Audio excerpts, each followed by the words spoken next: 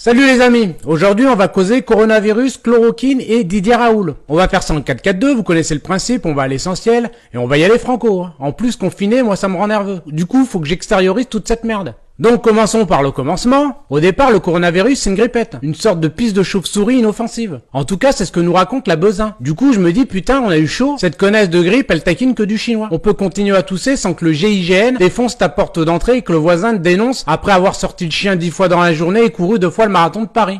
Rien d'anormal quoi. Bref, au début il y a des malades mais bon c'est pas un génocide. Les jours passent et le nombre augmente mais c'est pas des chiffres énormes. Ça c'est sans compter les journalistes qui ont leur sujet et ne comptent pas lâcher le morceau. Dès qu'il y a un contaminé c'est alerte rouge. Quand il y a un mort c'est alerte rouge et ça clignote en plus. On entend que ça à la téloche, les Français commencent à flipper. Mais apparemment tout va bien puisque Macron va au théâtre avec Brigitte pour inciter les Français à sortir malgré le coronavirus. Ils s'en battent les couilles Continuez à tousser, léchez-vous les babines, y a pas de contre-indication. L'OMS est d'accord. Postillonner, y a pas de problème. Mais franchement, il est pas plus inquiet que moi. Parce que je peux vous le dire, je m'en tamponne le cul à ce moment-là. C'est 10 jours avant le confinement. Franchement, j'ai pas peur. Mais bon, ça c'est sans compter la peur que génèrent les journalistes du monde entier sur les populations. J'ai un collègue, il se lave les mains 40 fois par jour quand même. Il a appris le langage des signes en 3 jours pour communiquer. Et à lire sur les lèvres ce con. Là quand même, je me dis, c'est le début d'une psychose. Mais Besin se veut rassurante. Elle répète que les masques ça sert à rien. Que tu mettes un masque FFP2 ou un masque 2 €, c'est la même chose. On a une ministre, elle sait pas comment enfiler le bidule. Elle a beau tourner le bordel dans tous les sens, rien à faire. C'est un Rubik's Cube ce truc. Donc forcément, elle est ministre et elle galère. Donc toi qui fais partie de la populace, c'est juste pas possible. Ça paraît simple comme ça. Mais non, c'est plus difficile que d'enfiler un slip apparemment. Autre information importante, dans la culture chinoise, le ciel donne un mandat à l'empereur pour gouverner ses sujets. Lorsqu'il le retire, une catastrophe s'abat sur le pays. Épidémie, tremblement de terre et tout le tintouin. Ça paraît con mais le mec y croit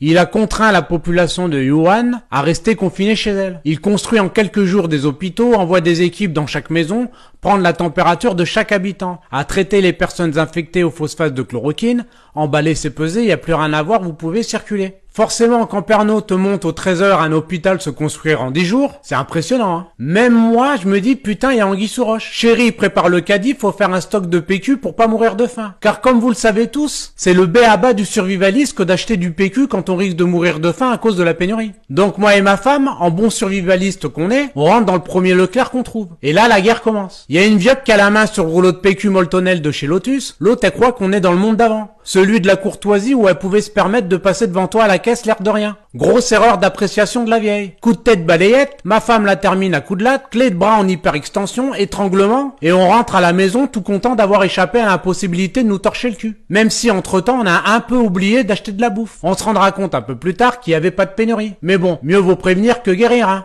Après l'épisode du ravitaillement, nous on scrute les infos pour voir s'ils nous ont pas pondu un vaccin ou s'il y a un effet ralgant qui guérit cette merde. Et là, miracle, je vois qui? Didier Raoult, qui annonce le plus tranquillement du monde que la chloroquine guérit 75% des malades. Au début, je le vois le Raoult, me dis putain, il a un côté retour vers le futur, je sais pas. J'ai pas tout de suite confiance. Et McFly à côté, il m'inspire pas plus. Mentez pas, on s'est tous dit la même chose Et 3 recherches après, j'apprends que c'est un microbiologiste mondialement reconnu qui dirige le plus grand centre français consacré aux maladies infectieuses à Marseille. C'est une pointure Il fait pas dans le Doliprane le garçon. Du coup, je me mange toute la série de vidéos. En plus d'en avoir dans le ciboulot, il se permet de remettre à sa place Patrick Cohen. Le gars, il marche sur les journalistes, il multiplie la chloroquine et guérit les malades. Jésus. Et je ressors de ma séance vidéo avec le retour de mon premier instinct, qui me disait de ne pas m'inquiéter. À ce moment-là, je me dis c'est plié. On a trouvé le remède, la semaine prochaine on est libérable. Ou au pire, le masque fera office de bracelet électronique. Il n'y a plus qu'à tester la population et en avant les loulous. Sauf qu'il y a un petit problème, qui a son importance. C'est qu'on n'a plus de masques. Je vous dis, c'est catastrophique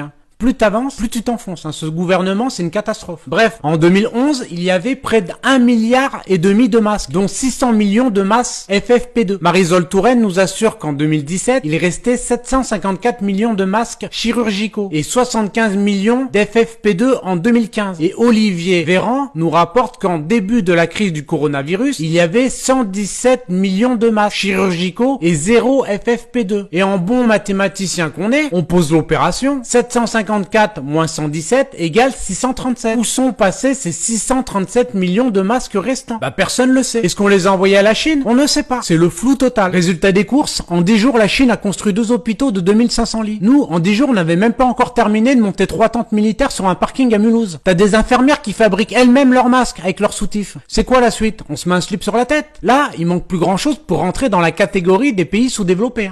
En tout cas, en matière de santé, on est bidon. 0 pointé. En fait, si vous voulez, pour combattre le coronavirus, il y avait deux options.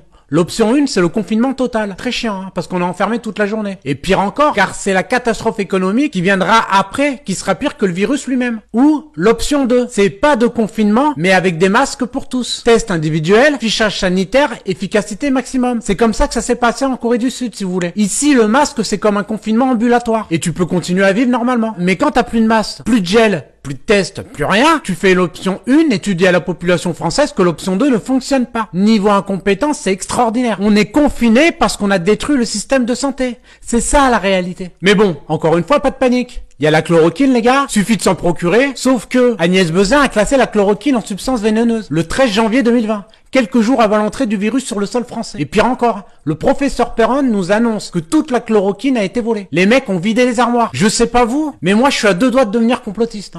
Je veux bien faire un effort pour me retenir, mais putain la Buzyn la mettre pas. Surtout quand tu sais que son mari c'est Yves Lévy, le patron de l'INSERM, et que le papier est signé Jérôme Salomon. Le même Salomon qui nous annonce que des tests seront faits sur la chloroquine et qu'on aura la réponse dans 6 semaines. Le temps que tout le monde crève, quoi, en fait. Sur un médicament qu'on connaît depuis des décennies. Ça veut dire que le trio Buzyn, Lévy, Salomon me gonfle. On se fout de notre gueule, littéralement. Alors, pour comprendre tout ce foutoir, il faut savoir qu'il y a un litige qui ne date pas d'hier entre les époux Buzyn-Lévy et Didier Raoult. En fait, Yves Lévy voulait la peau des IHU qui ont le statut de fondation indépendante. Trop indépendant à son goût, et voulait la fin de ce statut pour avoir l'ascendant dessus. Et c'est là qu'Agnès Buzyn entre en jeu, pour essayer de faire perdre cette indépendance au profit de l'INSERM, afin que l'IHU soit piloté depuis Paris. Les instituts hospitalo-universitaires ont été créés en 2010 sur les conseils de Juppé et Rocard afin de stimuler la recherche médicale française avec le statut de fondation indépendante qui permet d'agir sans contrainte. En fait, si vous voulez, si le professeur Raoult a besoin d'engager un spécialiste ou d'obtenir une machine pour ses travaux, ça mettra pas 10 ans en passant par toutes les administrations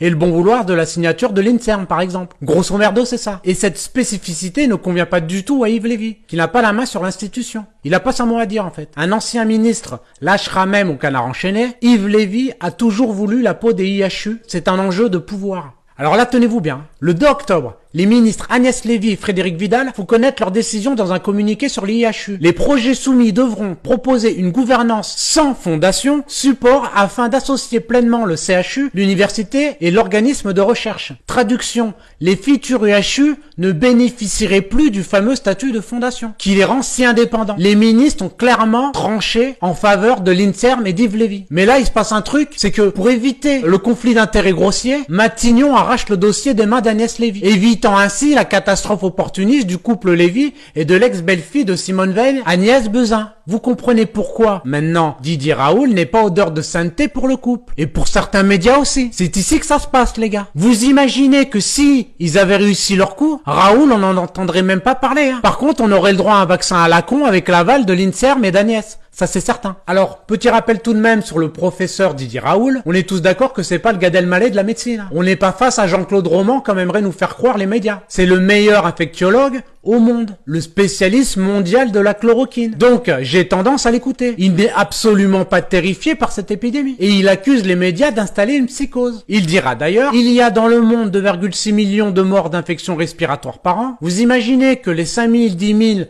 ou même 100 000 vont changer les statistiques. Et il se pose la question, comment ce pays est arrivé dans un tel état que l'on préfère écouter les gens qui ne savent pas plutôt que ceux qui savent. Finalité, vous voyez où on en est ? On se retrouve tous enfermés comme des cons. Faut revenir à la réalité. La peur est beaucoup plus néfaste que ce virus. Sachez qu'en 2017, il y a eu 10 000 morts supplémentaires en hiver. On sait même pas si c'était de la grippe. Est-ce que les médias en ont parlé ? Non. Est-ce que vous avez eu peur ? Non. Et pourtant, on doit être aujourd'hui à 900 000 morts pour le coronavirus. Dans le monde, on doit être à 14 000 morts pour le coronavirus. Comparé aux 2,6 millions de morts d'infections respiratoires par an, ça fait une différence de 2 580 000 morts. On nage en plein délire. Et je rappelle que tous les ans, il y a 10 000 morts de la grippe.